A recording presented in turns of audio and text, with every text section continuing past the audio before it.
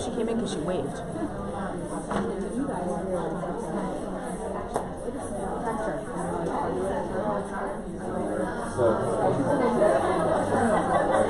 She walked that way. She waved.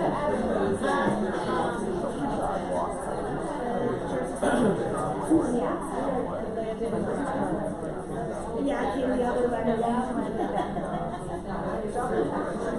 She gave me a thumbs up.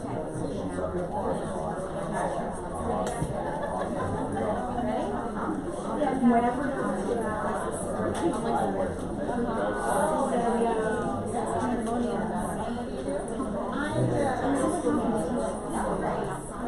No.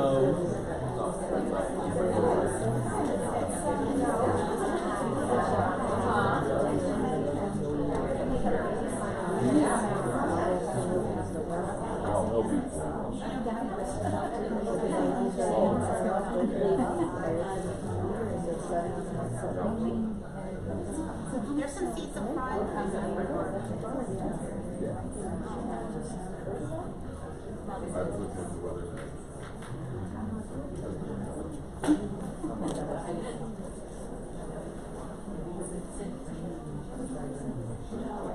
There are more than 20 people in this room. There's way more than 20 people. You can see some yes, if you're following directions.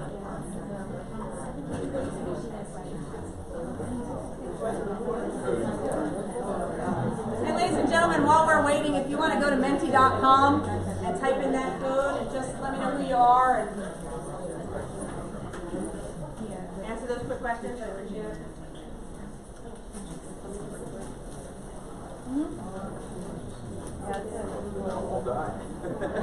Copyright and Plagiarism in the Digital Age, Melissa Ann Pirot.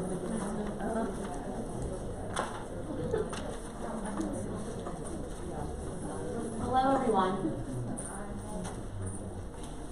Welcome to Copyright and Plagiarism in the Digital Age. Please turn your cell phone ringers off. Fire regulations require that all session attendees have a chair. There is no standing in aisles or sitting on the floor. Please do not use chairs for your belongings if others are looking for a place to sit. If you are plugging devices into wall outlets, keep in mind that people may be moving around during the session. Your devices may be damaged if someone runs into the cords. Act 48 will still be available at P&C as we have offered in the past. However, no codes will be distributed this year. You will be able to submit your Act 48 credit online via the evaluation process. If you can find the links in the Attendee Service Center on the PNC website. And now I present to you Melissa Pirot.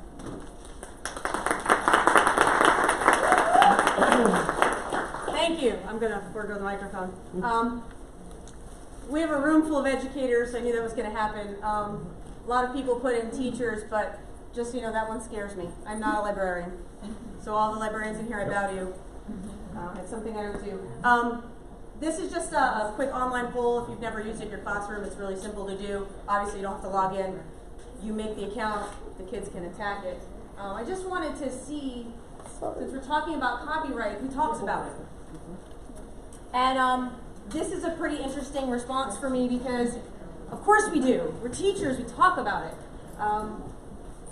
But it's really interesting that there's a bunch of people in here who are like, probably not enough as I should. And the fact that some people haven't even thought about it until they saw maybe the title of this session is something that I'm glad you're here to listen to.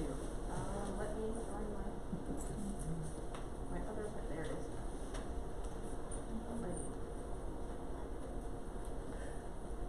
You can find this presentation at that short link up there, bit.ly, Pirot Pete 19. So feel free to copy it. Take notes. A little bit about me. My name is Melissa Ann Pirot. I'm an English teacher and a yearbook advisor at Bermudian Springs School District down near Gettysburg. I've been in the field of education for 22 years. I've been working with copyright and I've been violating copyright for quite some time. I want you to take note, this picture of me is actually used with permission from a professional photographer. I knew I'd be doing a lot of professional stuff, so I actually went out and had a photo taken and paid for the rights to use it, both on my website and for anything that I'm doing for my quote-unquote business. And somebody asked me yesterday, what business are you in? Like education. So I just want you to notice that on as many of these slides as I can, I am giving credit where credit is due. But I am using this professionally taken picture with permission from the photographer. Okay. Let's define plagiarism.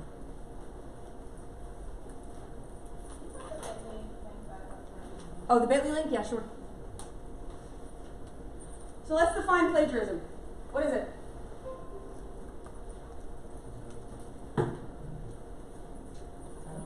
Taking credit for somebody else's work. Taking credit for somebody else's work. What else is it? Using somebody else's ideas and presenting them as your own. Using somebody else's ideas and saying they're yours. Absolutely. Not giving credit. Not giving credit at all. Okay. By definition, it's stealing.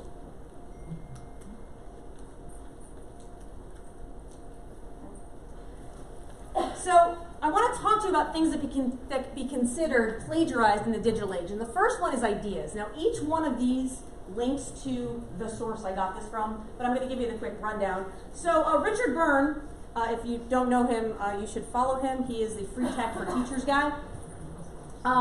He actually posted an article about the fact that he stopped making his Google Docs public because people have been using them and then putting them up on Teachers Pay Teachers and selling them. Okay?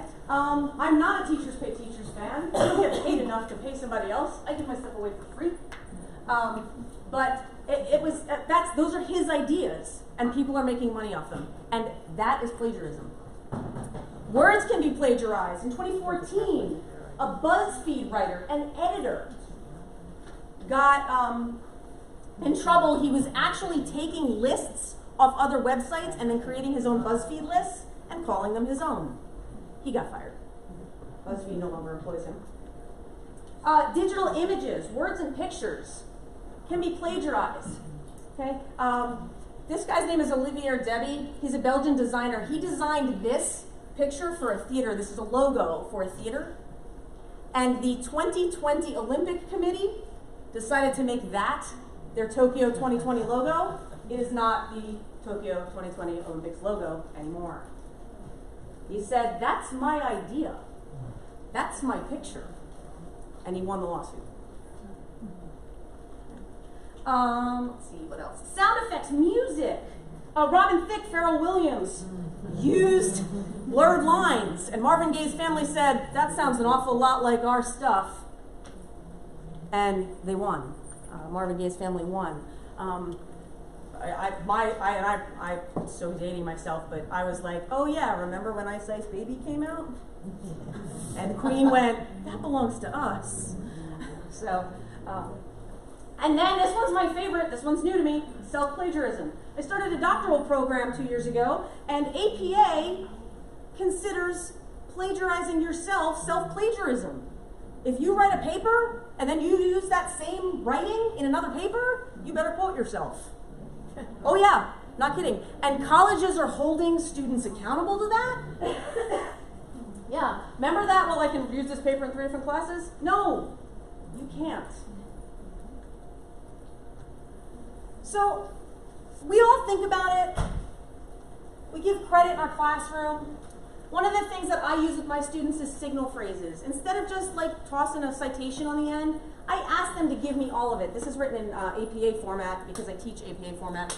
But we want the whole information. Linda Starr, who is the woman who wrote a lot of the information I'm getting, columnist for Education World, explains that the rules educators should be aware of when it comes to copyright. That's a signal phrase. It's just letting people know, like, hey, this is where I got the information. My idea came from here. It makes writing sound really authentic, and it makes it sound like you know what you're talking about. My students also love the fact that it takes up word space. It's like, hey, if that's where you're going with it, I'm cool. All right. Embedded in presentations. I know for a long time as an educator, I didn't like cite my stuff. I was just like, I'm doing all this, and I never embedded the information in the slide deck. Why not? That needs to be there, either hyperlinked. If you download if any of you are actually looking at my presentation, all of my citations are credited at the end. They're on the websites where I can find them. Credits pages. Okay? Put your information out there. We do it when we write papers. We all did it in college when we write papers. We have to start giving the people we're getting information from credit. And the reason we really need to start doing this, ladies and gentlemen, is because our classrooms are no longer just this little bubble in a spot. We have made them global. People see pictures of my classroom all over the world every day. So I better be sure that the information I'm putting out that's in my classroom, the stuff I have out on Google, the things that I have on my website, I have given the people credit who deserve it. Because they worked hard at it too. And I would like the same respect back if somebody's using my stuff. So I wanted to define copyright. Please apologize for the notes, but I had to make sure I got everything I needed. This is the Merriam-Webster definition of copyright: the exclusive legal right to reproduce, publish, sell, or distribute the matter or form of something, such as literary, musical, or artistic work. Okay? Interesting thing about copyright, copyright in the United States of America has not been updated. Anybody want to take a guess at the date? 1989. About when the internet sort of started to become a thing. We have not updated copyright for the digital age in this country. So it's something to really think about. Copyright notifications before and after March 1989, you actually had to get a notice that you were using copyright with that little C with the circle around it before 1989. After 1989, everything published after 1989 is automatically copyrighted once it's out there. So if you published a blog and you got your name on it, it's published. Okay? Unless you work for a government entity and then the government owns it. Shocker. Copyright infringement is using somebody else's work without their permission or taking your credit for them. And this is where I really think educators kind of walk a line. Is that copyright infringement? I use this in my classroom. My kids have they get a freebie. They're allowed to hand out, not hand in one assignment. Like they get one card a year. And then I give them one to, like, oh, you had a bad day? You get your chance card. You think that's copyright infringement? Yes. Yes. You would think so. And I thought so too. Until I contacted Hasbro, who owns Monopoly, by email, online, and said, hey, I want to use these. This is sketchy. Like, may I? In 2 days, I got an email back from Hasbro that said, absolutely, please sign this contract. They gave me permission, and then I emailed the woman who emailed me the contract, and I was like, can I tweet that? Because I wasn't sure, and she was like, absolutely. And I tweeted it out, and I thanked Hasbro. Thank you, Hasbro, I really appreciate this. They gave it to me for free, for the life of however I want to use it. As long as I do not change these images, or change the images that are actually on those cards. And they gave me permission in 2 days. Now, I've been using these cards for 2 years. I did this in September. Because I thought to myself, this is not good. This is not really where we want to be. And we've all been there, like, if you're thinking about it. So is that copyright infringement? Check that out. We all know who he is, right? So when I put this presentation out for P&C, I got an email from a woman named Kathy Furman. She's the library department supervisor for Hempfield School District. And she was like, hey, I can't make your session, but I want to give you a bone. I was like, awesome. So her library is actually, her high school library, the art students at her high school are doing these tile murals. And they include, this one happens to be Where the Wild Things Are from Maurice Sendak. They contacted Sendak. He gave them permission for free as long as they posted a plaque. They're also contacting, they got back from, let me see, Dr. Seuss and Roald Dahl. So All the stuff that's going up in their library has been cleared for copyright.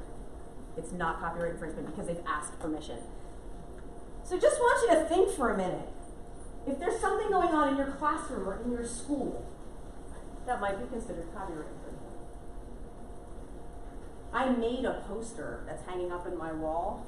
That's a quote from Dr. Seuss, and I have a big picture of the cat in the hat on it. Using the quote is not copyright infringement. I gotta take that poster down. So I just want you to think about it. And if you're thinking to yourself, well, I'm a teacher, we have that whole teacher thing. I'll get to that. Okay? According to Copyright Office, these are the things that are copyrighted. Or that are not copyrighted. Titles, names, short phrases, slogans. Nike can't say that they've copyrighted the words "just do it." If I say to you, hey, can I go out and finish such and such, and you say "just do it," that's not copyrighted. But if there's a swoosh real close by, then it's copyrighted. Familiar symbols, designs, icons. Okay, things like, I have a classroom mantra, it's try, rinse, repeat, and I made this big sign, and the try is a bunch of gears, and the rinse is like an icon of a washing machine, and the repeat is an arrow following another arrow. Those things are just icons, they're not copyrighted, because it's not a specific thing, okay? Variations of type, letters, colors, you can't copyright the letter A. Ingredients or contents on something, basic ideas, procedures, how to open an umbrella, uncopyrighted. Now, if you have like some fancy tech umbrella that involves like those directions are copyrighted. Okay, works consisting entirely of information that is common property, things that are under fair use. Then we've got the public domain. Anything published before January 1st, 1923 is public domain. It's fair game. We can use it, we can copy it. You still have to give credit to like the authors and stuff, but we don't have to as teachers worry about how many copies we make of it or things like that. It's public domain. Anything between 23 and 78 that doesn't contain a copyright notice is also considered public domain. So if you were in the 60s publishing all kinds of stuff and you didn't register your piece, that's considered public domain. I'll give you an example of this.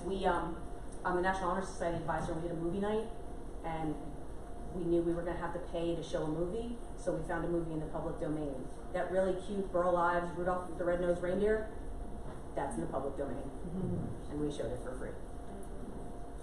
Anything published between 23 and 78, which the copyright wasn't renewed. You had to go back and renew your copyright.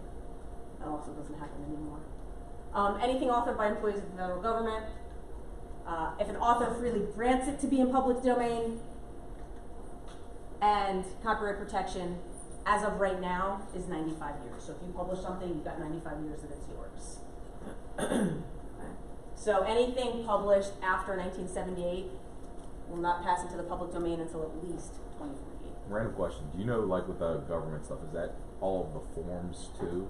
I don't know. Okay. So I've always tried to figure that out. Yeah, and here's it's the always thing. been weird. I scratched the surface of a lot of this. This is a rabbit hole that I had to pull myself out from under. This resource, this Linda Starr, this website has a whole box of like educator copyright, like gold that everybody needs to go see. This is just a rundown of the stuff that I wanted to touch on so that you could go chase that rabbit hole yourself.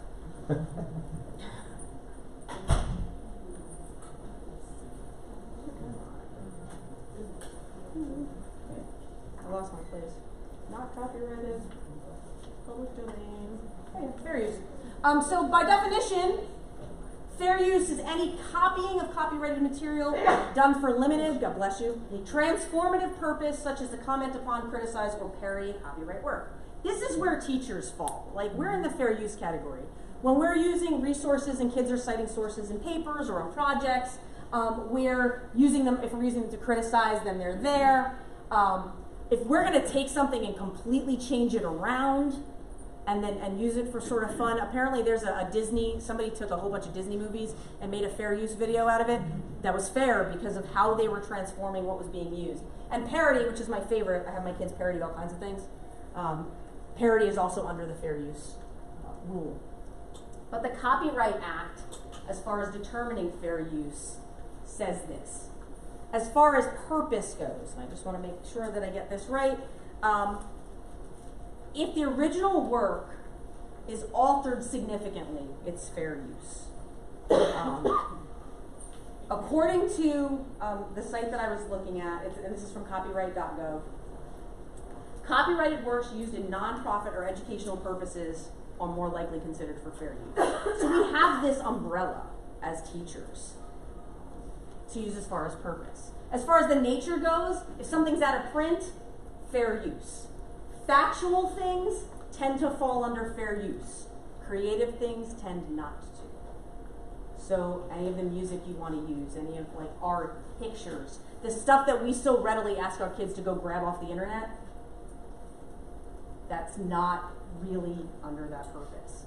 As far as amount and substance goes, portions of pieces. If something is transformed, if it is for nonprofit, or if it is educational, under those guys, I'm sorry, I jumped up. Back to percentage of use. Like if it's a really important part, okay, Star Wars, if I came out here and started to use like the music, dun, dun, dun, dun, dun, dun, everybody knows that's an important piece of the Star Wars like music legacy, right? Under educational guys, I'm okay to use that. But it's amounts as far as pages go, how much of it you can use. So you need to be careful of like how long your quotes are sometimes and what parts you're using of some of those quotes.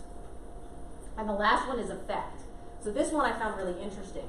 So if you're using information or a picture or music and you're transforming it, if the audience is the same audience as the original intent, or the appeal, what it's supposed to do, is still the original intent of the thing you're using, it is not fair use. And that's something to really think about. And I hadn't before. I was like, holy cow. Like, if I get out of jail free card, is like, exactly what it is. It's exactly what its appeal is. Get out of jail. So, you know, kind of playing with those sorts of things. In a classroom, I need to emphasize to you that in the classroom, this is not law. They are guidelines. They are guidelines. And so the law states, like, is struck. This is like our, well, you're teachers, so we're going to give you a little step outside that umbrella you have. But be real careful. Okay? You may copy one chapter from a book. One chapter.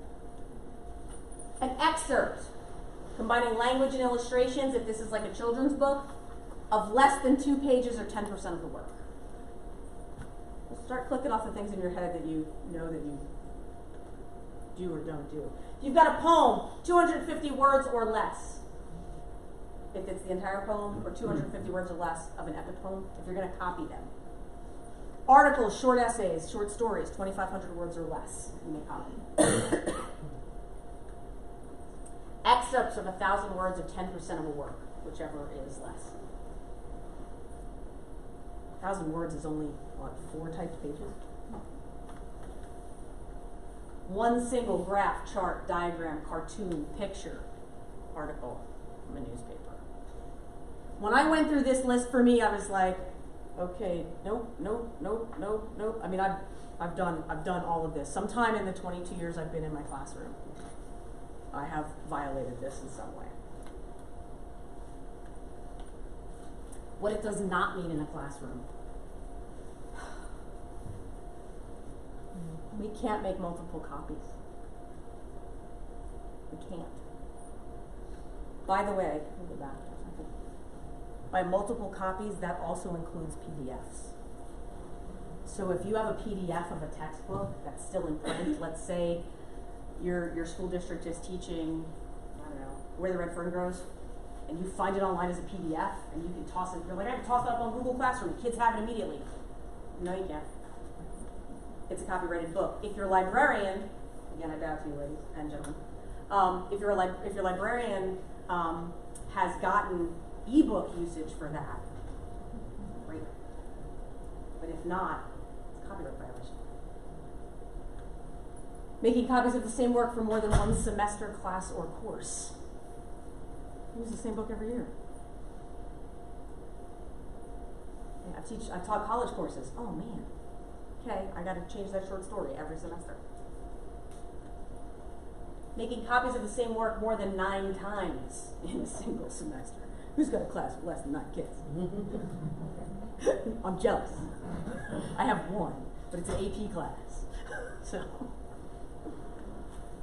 using copyrighted work, of course, for commercial purposes. And this one, like, my mom's funny. She's like, you're teachers. You don't sell anything. Teachers pay teachers. Okay? If you are using something and you're giving a presentation and they're paying you for it, you've now fallen under copyright or commercial purpose. So you really need to be careful. And what I wanted to start to bring to my classroom was teaching my kids about this. I teach 11th and 12th grade.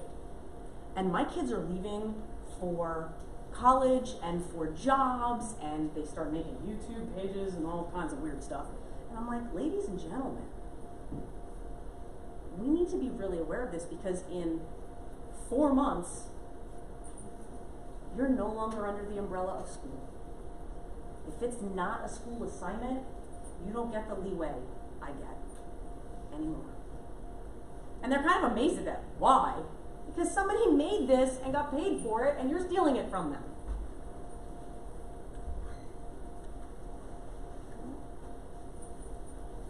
Question for y'all. Does anybody have an example off the top of your head, like right now you're thinking, oh, I gotta go change a plan?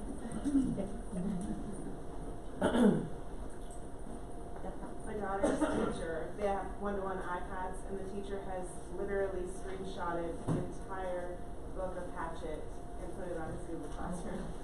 And I'm a librarian, so I'm like, yeah, and it hurts, right? Like, what is he doing? Get that. So some of the digging that I've been doing is that if a teacher does that on their own, it's on you. If your district tells you you have to, it's on the district. So any of my principals, supers, admin, that's where that falls. Like if I'm told to do it, it's not me. I'm following a directive as a teacher. How does that work? Like, if you have a book club, say, and you have your one book, and you're reading a group of people, and you're sharing things from the book with them, you're not necessarily making physical copies. As long as you're not making physical copies, you're good. You can sit and read. So you can read aloud. You can read aloud. Okay. Mm-hmm. Yeah, as long as you're not sitting with a physical copy of the book. Same thing goes for music, like CDs. I make my kids. I don't make my kids listen to Hamlet. We listen to Hamlet. It's part of my lessons. But we listen to some of it. But I have one CD. I can't put that audio online. And if I want to find audio to put online, I have to find fair use audio to put online. I can't use like the version that I have. Going back to the PDF, if the publisher has a link to the PDF on their website. I'm not 100% familiar with a lot of this, but from how I understand it, you still need to get like a reader's use license. Okay. Most e-readers and librarians, tell me if I'm right or wrong, because you guys are starting to like jump into e-books. You get like a one-time reader usage. So once one person borrows it, they read it, they have to return it. Nobody else has access to it until you're done reading it. So you can buy larger licenses for that. Would you be in violation if you are putting the link to that website? I'm not sure. I don't know. To me, that'd be really fuzzy. Like if I don't have the rights from that publisher to make copies of that book, because PDFs are copies. Right. Well, I'm giving the link to their website. I don't know if I mean, you should ask the publication website. Check their terms of use, and there might be a link to We're going to talk policy real within quick the about commons. Creative Commons use and like how some of that stuff plays out. But anytime if you're stuck on any of this, you have a question, ask the people who've posted it, because a lot of people post stuff that they don't even know is copyrighted, and so is someone else in the back. Yeah, with Google Images, so when I talk to the students about using freely used, then I talk to them about fair use, and they're like, well, wouldn't Google Images, not the free to reuse, but wouldn't that come under fair use if they're using it in, say, a PowerPoint? but then you get into where you can't use a percentage of an image, you use the whole image. Well, like for under the educational realm, you can use that. You have to cite the source. Right, you have to cite Right. it, but so when I take them and I say, do this extra step, go to advanced search, free to reuse, they're like, well, why do we have to do that? Why can't we just go to regular Google Images if we're just using it in a class PowerPoint? It falls under fair use. One of the things I'm now not allowing my kids to do is use the school umbrella.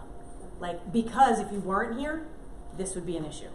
I'll even give you another example. I had my students create a public service announcement poster this year for the Prevent Suicide PA group, and they all wanted to like hit the internet for these pictures of roads and stuff. And I was like, go outside and take a picture of a road. Go outside and take a picture of two people holding hands, like looking at the football field. Like, go take the image yourself, or go find something that's under fair use, reusable. And so that's sort of where I'm going. And I think that we have this window, but we have to teach the kids the right or wrong. Because you're right, they're like, well, why not? It's just for school. But isn't the whole point of school that you're not going to be in school anymore at some point? So that's kind of where we have to go. I want to speak quickly about Creative Commons.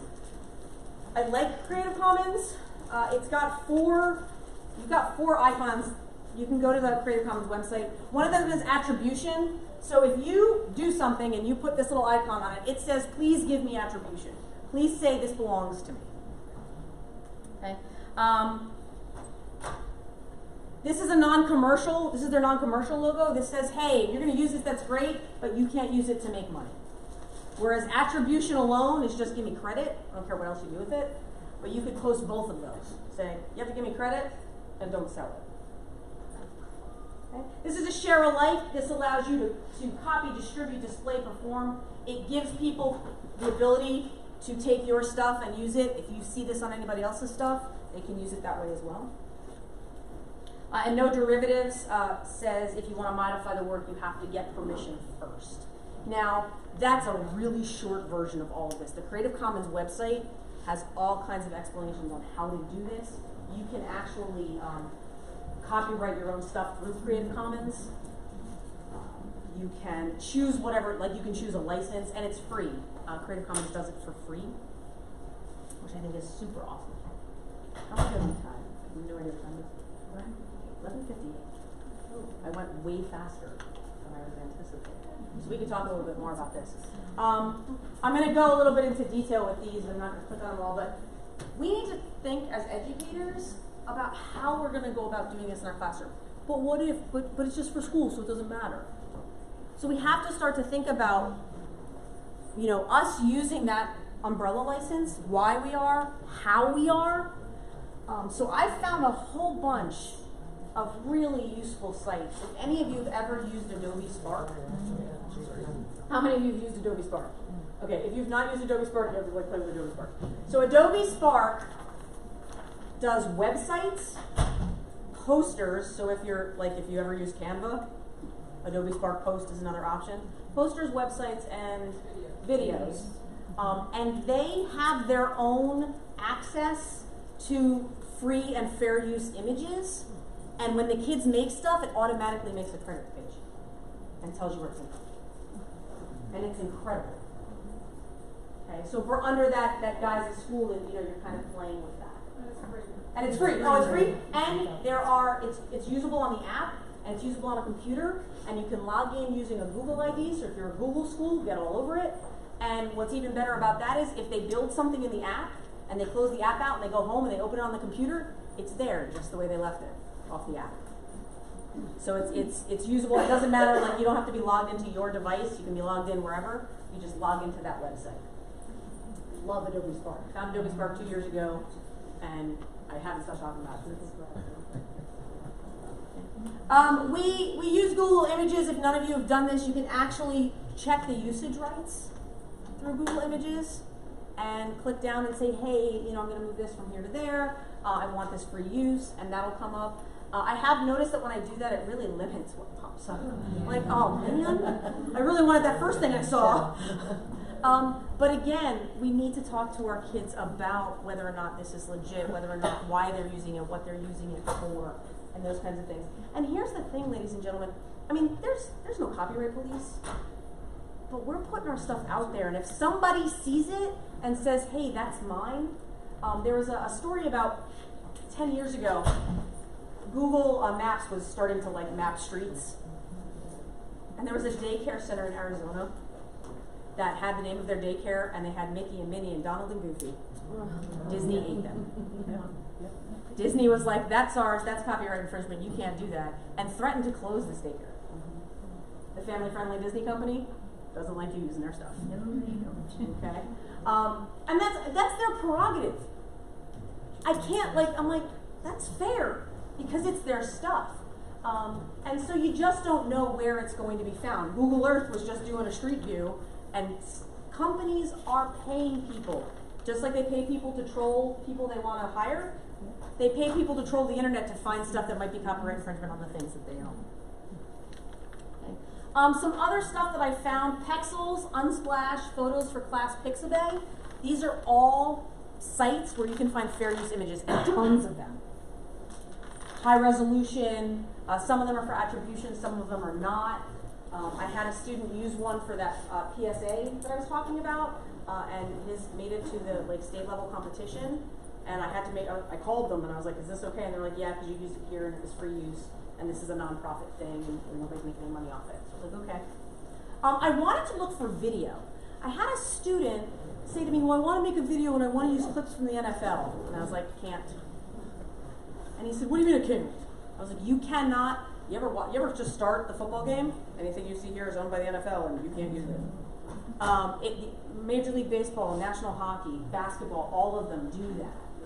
Okay, and we're talking even small clips. And I had one guy go, yeah, but that 30-second fair use thing, that doesn't exist. It is nowhere in the copyright that I went digging, and trust me, I was down some dark holes. It's not there. It doesn't exist. Okay. I was like, you guys want to do like a shot of somebody catching a football? Throw a football, catch football. And of course, the reaction, I have some 12th graders, and I teach the kids, a lot of them are just going to go right to work after high school, and they're like, oh, it's like work. And I'm like, I'm going to let you take your iPad and this football that I happen to have in my classroom, don't ask, football I happen to have in my classroom, and I'm going to send you outside where I can see you out that window, and you're going to play catch for like 10 minutes. Really? Yeah. Go make your video. So I'm also getting them to sort of see why it might be worthy for them to do. But Filmstro has free video. Copyright free, fair use video. All of these, because they're blue, they're hot linked. So if you're on the thing, you can just click right to them. Okay. The other catch I come across a lot is music. Okay. Yeah. So mashups, depending on the amount of time you're playing them, has an issue. We do a battle of the classes, and we always have like a mashup of songs that everybody did, each like freshmen, sophomores, juniors, seniors, and the teacher teams all dance to. They have to be certain like lengths of clips, 10% of it, like less than 10% of the piece kind of stuff, so that we can clear them for copyright. If you notice, anybody ever post anything on YouTube and it doesn't get posted? Because it flags it, probably for audio. Okay. YouTube does it all the time. YouTube's really good. Google is really good at cleaning their stuff up. But Incompetech actually has free, royalty-free music. Tons of it. Okay. Now, if you're using Adobe Spark, they have their own music. That's theirs. If you've ever used, if you're in Apple School and you're using iMovie, jumped on the head. If you're ever using iMovie, that's their music. They own it. You can use theirs. But there's a couple of websites here that actually send you to places where you can get more audio, royalty-free. And if a kid wants to use something that is not royalty-free, outside of the guise of education, then they can't. I have a music question. So, like, what's the school plays a song at the beginning of a basketball game? You have a prom, and you. So at the prom, the DJs own the rights. Now, some kid makes a playlist. At a prom, I would think, and I am no expert in this. I'm not an expert, but I would think at a prom, the DJ's playing it. The DJ has the rights to play it. Some schools, and I don't know this for sure, but like I said, we have that sort of umbrella of like rights to play. They're not playing music for any sort of like anything just to have sort of noise before a thing. For prom, that's on the DJ. A kid can't make a playlist for prom. Because and here's the thing, a lot of times like if you're charging, the prom costs money. Right? Those kids aren't walking in there for free. And that changes that. But that music you play when the kids are running out, the team is running out, like you need. I would say yes. But I don't know for sure, but I would almost put money on it. So, but again, that's something you have to look up. And maybe your districts have a license to play things. I was talking to someone yesterday, and their school actually got a license to play music or to play movies as long as you weren't charging money to show movies under a certain like umbrella. We have That I was like, I have to bring this home to my school district because we need this. Because you play a movie in your classroom and it says this is for personal use only, and you're like, sort of personal? I love these kids like they're mine. Does that count? 29 of my closest. Yeah, the 29 of my closest children that are not my children. And if the music is listed as royalty free, does that mean you don't have to give an attribution, or you still do? Not necessarily. On a lot of these sites, it says, please give us credit. You just don't have to pay us for it. Okay. Yeah. The difference between attribution and copyright payment and royalty payment is that you're paying somebody to use it a certain amount of times versus just tell them that it was mine. Attribution is just giving somebody credit.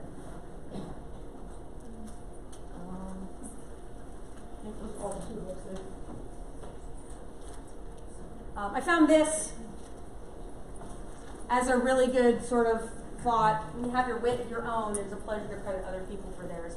All of us know that we need to give credit where credit is due. We know that. We need to teach our kids, and I'm talking K to 12. Like my kindergarten, I have a kindergartner, I have a 5th grader, and I have a 22-year-old. When my 22-year-old was still in high school, he said to me once, oh, I don't need to cite, I'm an English teacher. He said, I don't need to cite that, it's for history class. Cite it anyway. Okay.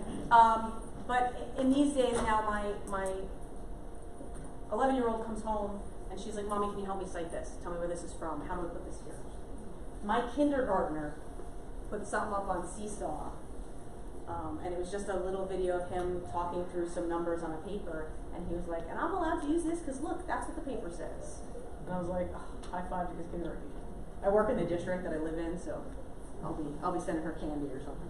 But we really need to be talking about this with our kids K through 12 because the whole point is that they're not going to be under the educational umbrella at some point. You know, I can use a lot of this because I'm here in an educational setting. I'm doing this for free. But there are places where we don't, where we might get paid, where, you know, people might, you know, you might want to change your career stance and you have to go there. And our kids need to be sure that these YouTube videos, like I said, YouTube filters them. We had an ice day a couple of years ago, and my daughter videotaped me singing Ice Ice Baby, and we posted it on YouTube, and it didn't take. It just didn't take, and I was like, oh man, bummer, you guys can't see that? I was like, oh, it was a stupid thing to post, I shouldn't have done that. So, and it filtered it for me. Go ahead, please.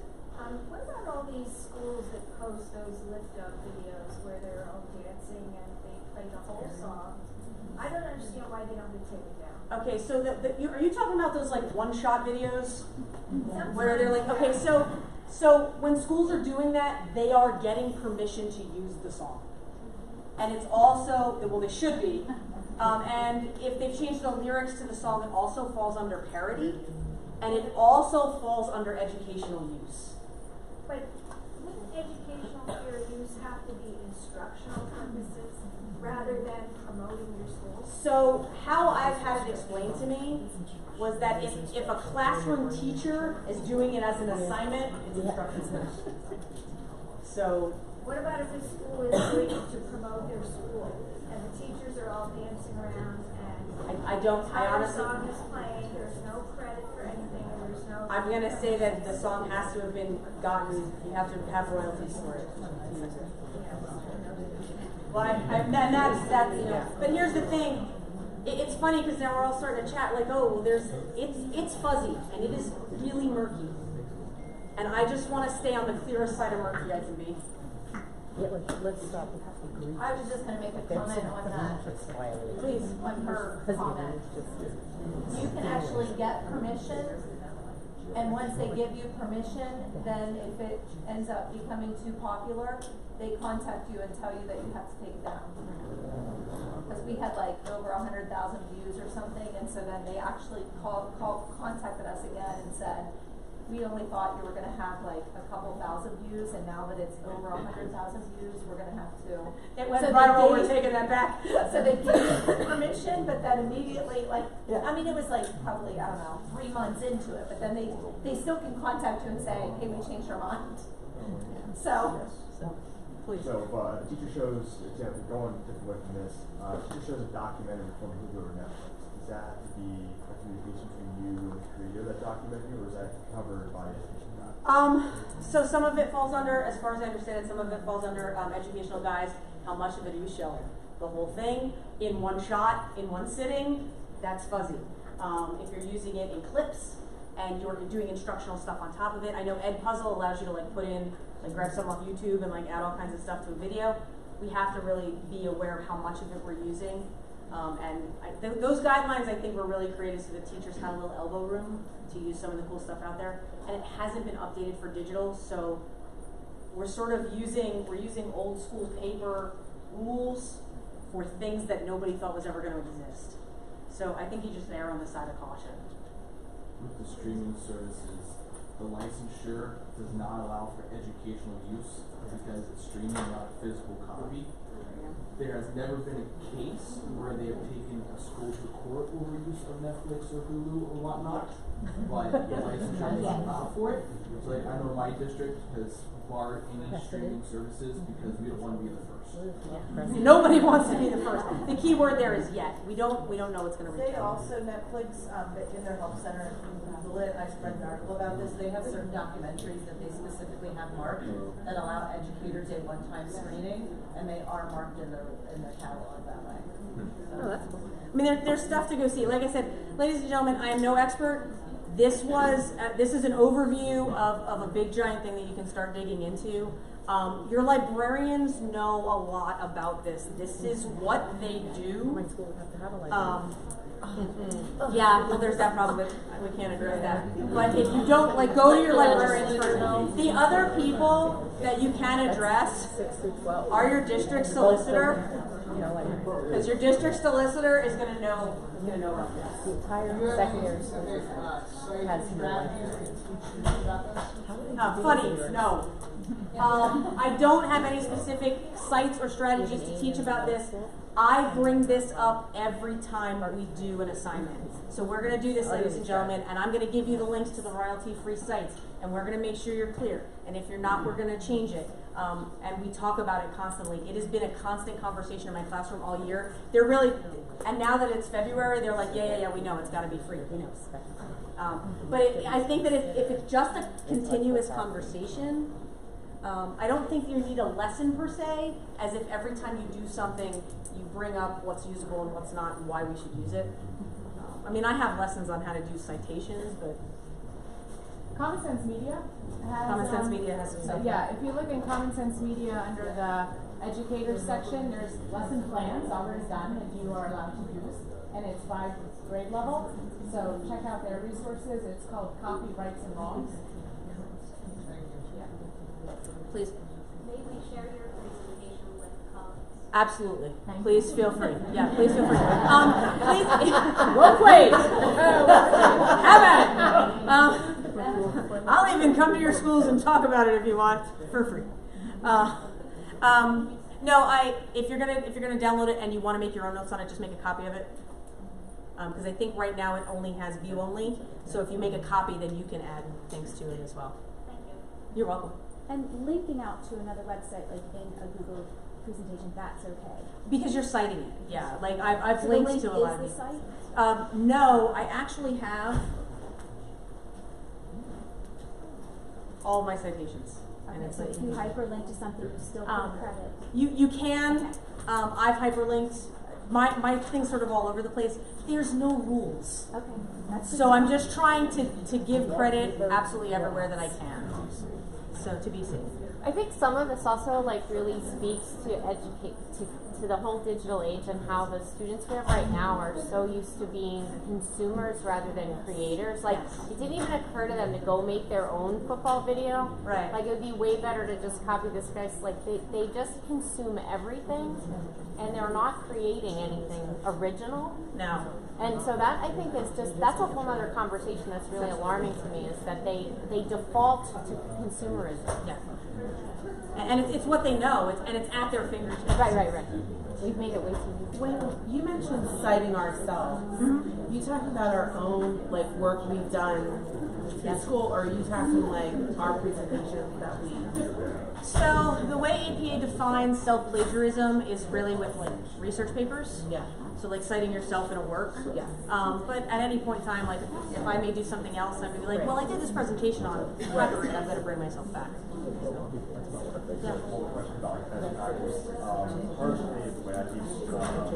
Hold on just a second. Thank you, everyone, please. Thank you for coming. Lunch is a real big deal.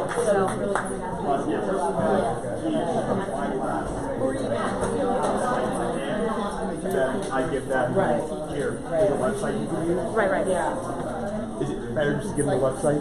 Yeah. I mean, I always think it's better to learn how to do it by hand. That's how I was taught when I was younger. No, But I think that the website's so easy. Like I do a lot of things. My friend, you're welcome. Thank you for coming. A lot of what I find myself doing is giving them like here's a bunch of stuff. I do a lot of project based and I mean, they're going to Google it, they're not going to find the answer. So, you know, that happens. Type in information, there it is, available on your handles, I was like, I need it. Well, and I don't think that I will leave it. Well, I'll show you this one. I love these videos. Don't forget to leave stuff, like all the stuff that's left out there. Yeah, it's not doing it correctly. So, thank you so much. Absolutely, thank you very much. Appreciate it.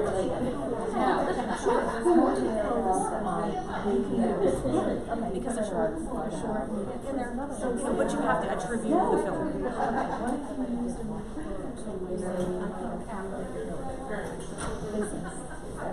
That falls under commercial use. That's how, and this is how I'm understanding. No, like, please, yeah. I would think that falls under commercial use, and that changes the game. Is it transformed? Has it been transformed into the audience? Then you go to audience and people. It hasn't been transformed enough to have people for sure. In other words, it's specifically which is sort of okay if you're kind of parodying it. But then who's the appeal in the audience to what you're using that for? Like the movie quote, "With this movie appeals to these people and this audience." Are you using it to appeal to that same audience? That's how I understand it too. Yeah, and it's much more than I ever thought it could be. I know. So, all right, thank you but very much. You're welcome. Do you use Actively Learn in your classroom? I don't. I've seen it. I've touched it. That was my question. Everything on that does become UCLA. Oh, so then you're the same as we are. But anything they have how many more?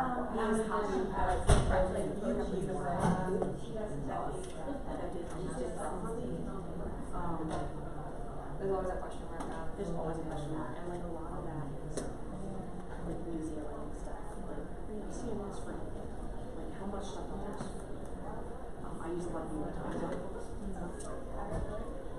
So after the first 6 a month.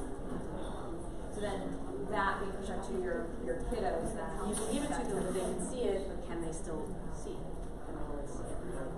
Because I talk about using, we did the John Collins thing. John Collins writing? Yeah. And they use that Kelly Gallagher site. He pulls all New York Times. So I don't know what he's pulling and putting on that website, his own website now. I've met Kelly Gallagher. I'm pretty sure he's using his stuff. He's not going to risk his career for copyright infringement. But honestly, this was just something that I hadn't thought of.